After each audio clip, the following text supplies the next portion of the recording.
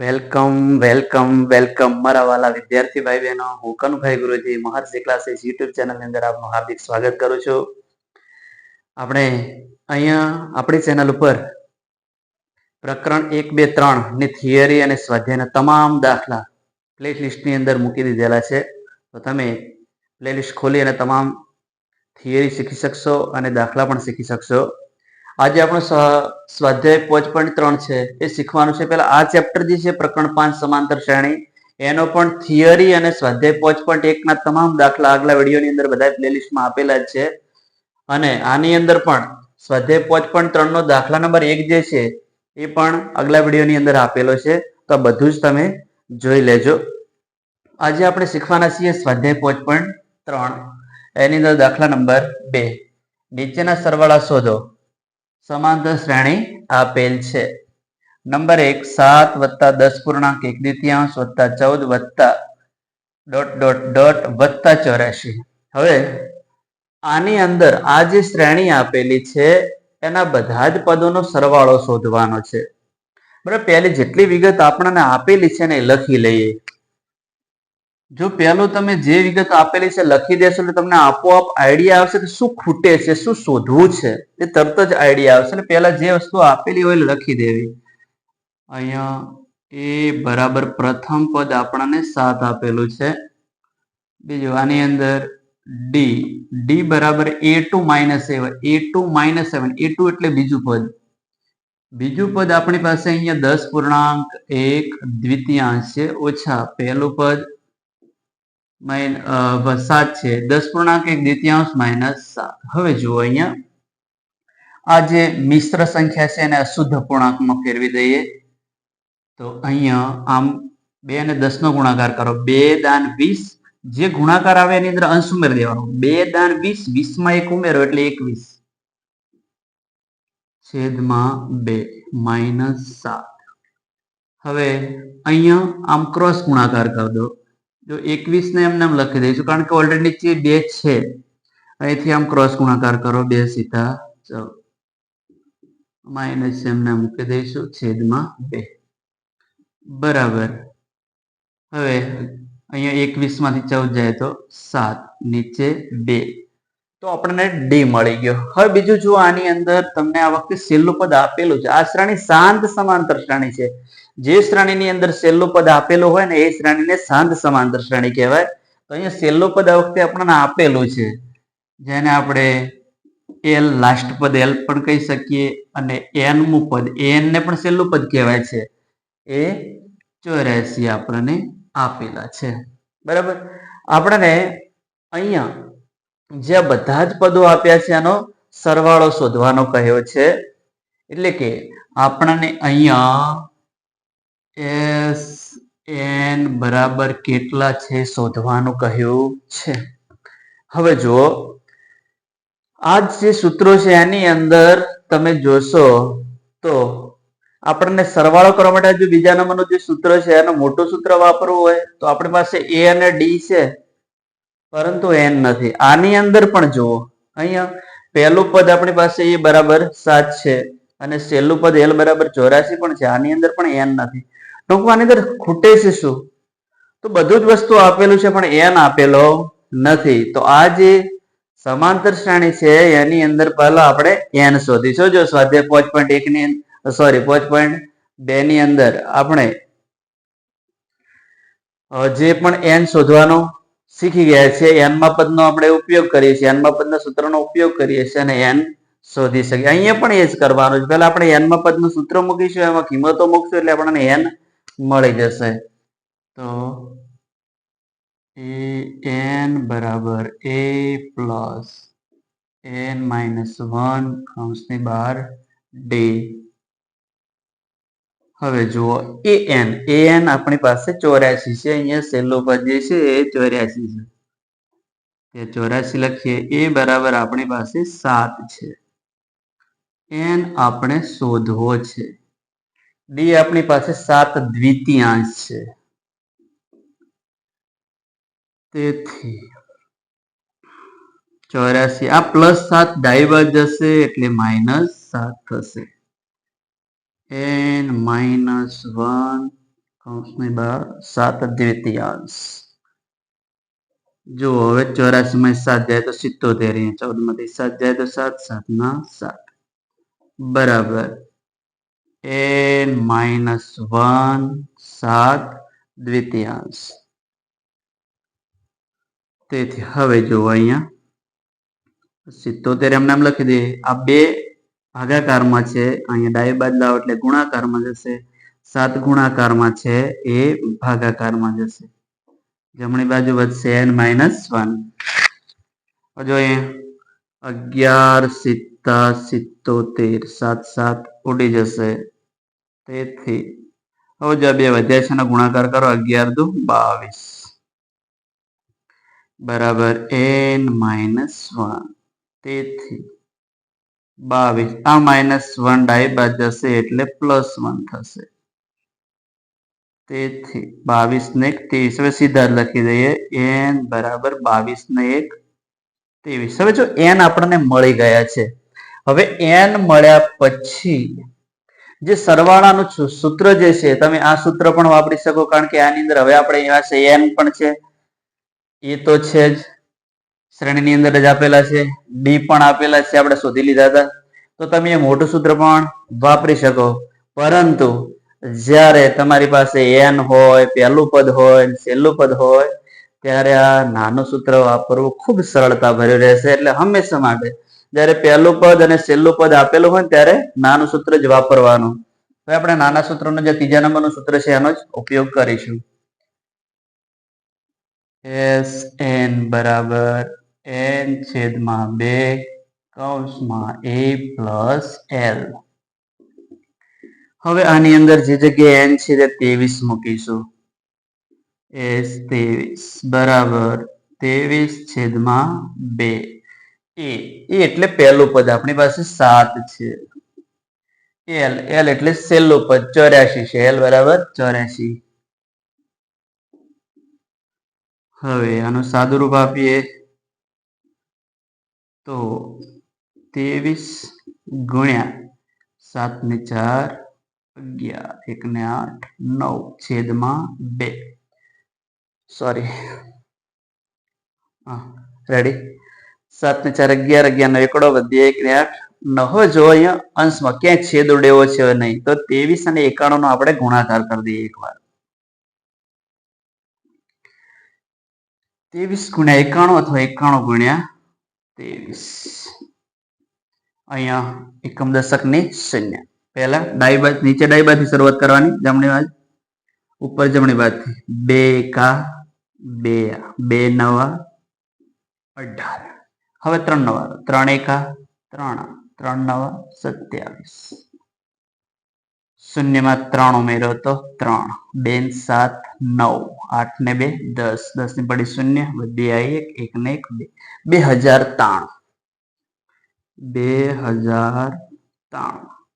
હવે જો અંશ મોટો અને છેદ નાનો છે એટલે કે અશુદ્ધ અપૂર્ણાંક છે, આને આપણે મિશ્ર સંખ્યામાં પણ ફેરવી શકીએ અને દશાંશ સ્વરૂપમાં પણ ફેરવી શકીએ. આપણે આને મિશ્ર સંખ્યામાં ફેરવી દઈએ. તો મિશ્ર સંખ્યામાં ફેરવા માટે શું કરવાનું? અંશ જે છે એને છેદ વડે ભાગી દેવાનો. અંશને છેદ વડે આ રીતે ભાગી દઈશું. 2 × 2, 2 માંથી 2 જાય તો 0. આ 0 છે ને નીચે ઉતાર દો, ભાગ ન ચાલે માટે પડી 0. 9 છે ને નીચે ઉતાર દો. 2 નો ઘડિયો 9 થી વધે નહીં ત્યાં સુધી બોલો. 2 ચોક 8, 9 માંથી 8 જાય તો 1, ઉપરથી ઉતાર્યા 3. 2 છક 12, 3 માંથી 2 જાય તો 1. બરાબર છે. હવે જો આને લખવું કઈ રીતનું, તો આ જે ભાગફળ છે એ આગળ લખવાનું 1046. જે ભાજક છે એ નીચે જતું રહેશે, જે છેદ છે નીચેનો નીચે જાય, જે શેષ છે ઉપર જતી રહે. તો આ રીતે આપણને જે 23 પદો છે, આ ટોટલ જે શ્રેણી છે એની અંદર 23 પદો છે, અને 23 પદોનો સરવાળો આપણને 1046.1 દ્વિતીયાંશ મળશે. ખાસ યાદ રાખજો, જ્યારે અંશ મોટો છેદ નાનો હોય ત્યારે એના શુદ્ધ પૂર્ણાંક કહેવાય, અને મિશ્ર સંખ્યામાં ફેરવવા માટે અંશને છેદ વડે આ રીતનો ભાગી દેવાનો. અંશને છેદ વડે ભાગ્યા પછી જે પણ જવાબ આવતો હોય એની અંદર જે ભાગફળ છે એ આગળ જતું રહે, જે ભાજક છે એ નીચે જાય અને શેષ જે છે ઉપર જતું રહે. આમ ઘડિયાળના કાંટાની વિરુદ્ધ દિશામાં આ રીતનું લખી દેવાનું.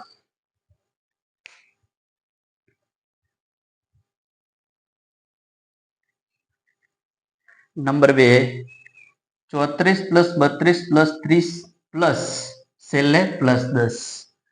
જો આની અંદર પણ આપણે સૌપ્રથમ જે વિગત આપેલી છે બધી લખી દઈએ. જો પૂરેપૂરું ધ્યાન આપજો. એક દાખલો પહેલો આપણે ગણી દીધો છે, પણ હજુ પાકો કરીએ. ખૂબ સરળ છે. પહેલું પદ a બરાબર 34. અહીંયા આપણે ડી પણ મેળવી લઈએ. ડી એટલે a2 - a1, a2 એટલે બીજું પદ 32, a1 એટલે પહેલું પદ 34.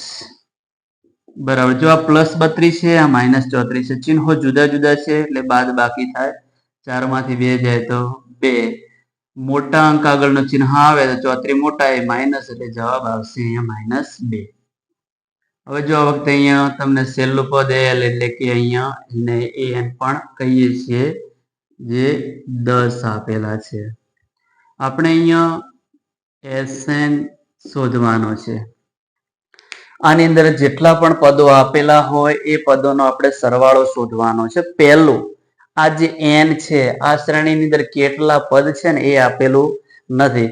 તો પહેલા આપણે અહીંયા એન શોધવાનો પ્રયત્ન કરીશું. એ શોધવા માટે આપણે પહેલું જે એનમાં પદનું સૂત્ર છે એનો આપણે ઉપયોગ કરીશું. સ્વાધ્યાય 5.2 ની અંદર આપણે આ સૂત્રનો ઉપયોગ કરી એ શોધતા શીખ્યા છીએ, ડી શોધતા, એન શોધતા શીખ્યા છીએ. જુઓ, હવે જુઓ, એન શોધવો છે. જે વિગત આપેલી છે લખી દઈશું. પહેલા સૂત્ર લખીએ. an બરાબર a પ્લસ કૌંસમાં n માઇનસ 1 કૌંસની બહાર t. an એટલે કે છેલ્લું પદ આપણી પાસે 10 છે, તો જે જગ્યાએ an છે ત્યાં 10 લખી દે. a એટલે પહેલું પદ 34 છે, n -1, ડી આપણી પાસે -2 છે. અને આ રીતના કૌંસમાં લખીશું. જ્યારે ડી છે ઋણ હોય, માઇનસ હોય ત્યારે ફરજિયાત કૌંસમાં લખવાનું. તેથી આ +34 ડાબી બાજુ જશે એટલે -34 થશે. હવે પ્લસ ગુણ્યા માઇનસ એટલે માઇનસ, અને આગળ લખી દઈએ n -1. હવે જો આ +10 છે, આ -34 છે, ચિહ્નો જુદા જુદા છે એટલે બાદ કરવાના. 4 માંથી 0 જાય તો 4, 3 માંથી 1 જાય તો 2. હવે 34 મોટા એ માઇનસ એટલે જવાબ આવશે માઇનસ. 34 માંથી 10 જાય તો -24 બરાબર -2. n -1. બંને બાજુથી માઇનસ માઇનસ દૂર કરી દો તો 24 બરાબર 2 કૌંસમાં n -1. આ બગડો ગુણાયેલો છે, ડાબી બાજુ જશે એટલે ભાગાકારમાં જશે. તો 24 2 નીચે જશે બરાબર n -1. 12 દૂ 24 છે, ઉડે છે તો ઉડાડી દઈએ. 2 2 ઉડી જશે. તેથી 12 બરાબર n -1. તેથી 12, આ -1 ડાબી બાજુ જશે એટલે +1 થશે. 12 ને 1 13 સીધા જ લખી દઈએ. હવે અહીંયા n બરાબર 13. n બરાબર 13. 12 ને 1 13. હવે જો આપણી પાસે n છે, સાથે સાથે જુઓ n બરાબર આપણને 13 મળ્યા છે. આપણી પાસે પહેલું પદ પણ છે અને છેલ્લું પદ પણ છે. આ સૂત્ર જે છેલ્લું ત્રીજા નંબરનું છે એની અંદર આપણી પાસે n પણ છે, a પણ છે, l પણ છે. તો અહીંયા n આપેલો હોય, પહેલું પદ ને છેલ્લું પદ આપેલું હોય ત્યારે નાનું સૂત્ર જ વાપરવાનું. શાંત સમાંતર શ્રેણી હોય તો નાનું સૂત્ર વાપરશો સરળતાથી તમારો જવાબ જલ્દી આવશે. મોટા સૂત્રનો પણ ઉપયોગ તો થઈ શકે, જવાબમાં કોઈ ફરક પડે નહીં. અહીંયા સૂત્ર લખીએ. n બરાબર n/2 કૌંસમાં a પ્લસ l. તેથી જ્યાં n છે ત્યાં આપણે 13 લખી દઈશું. S13 n ની જગ્યાએ 13/2. હવે જો પ્રથમ પદ a બરાબર આપણી પાસે 34 છે. l એટલે કે છેલ્લું પદ આપણી પાસે 10 છે. હવે અહીંયા આ છેદમાં 2 છે એમ લખી દઈએ. 13 ગુણ્યા 34 ને 10 44. જો 44 ને 2 વડે ભાગી શકાય.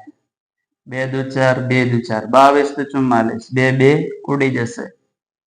તેથી S13 13 પદોનો સરવાળો. 13 દુ 26 26 નો છગડો વધી આવી 2 13 દુ 26 26 ને 2 28. તો અહીંયા આપણને 13 પદોનો જે સરવાળો છે 286 મળશે.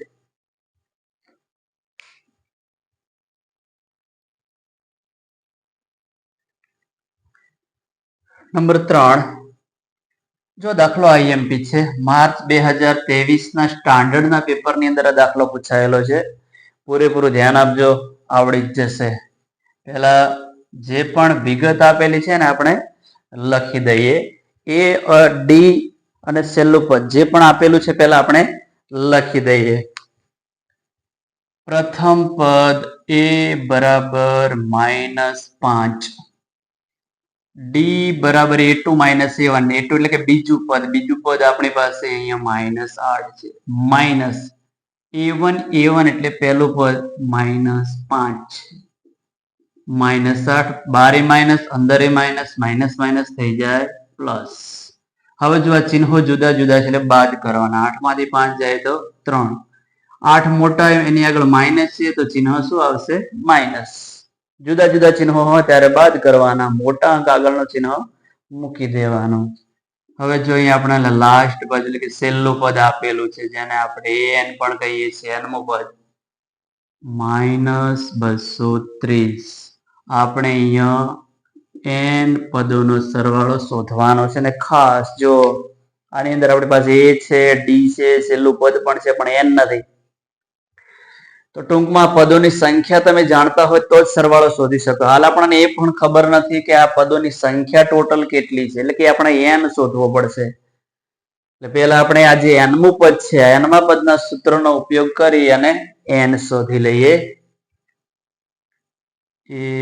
એન બરાબર a પ્લસ n માઇનસ 1 કૌંસની બહાર ડી. an આપણી પાસે -230 છે. -230. a બરાબર -5 છે. n -1. ડી આપણી પાસે -3 છે. જો ઋણ સંખ્યા છે એટલે એને આપણે અહીંયા કૌંસમાં લખીશું -3.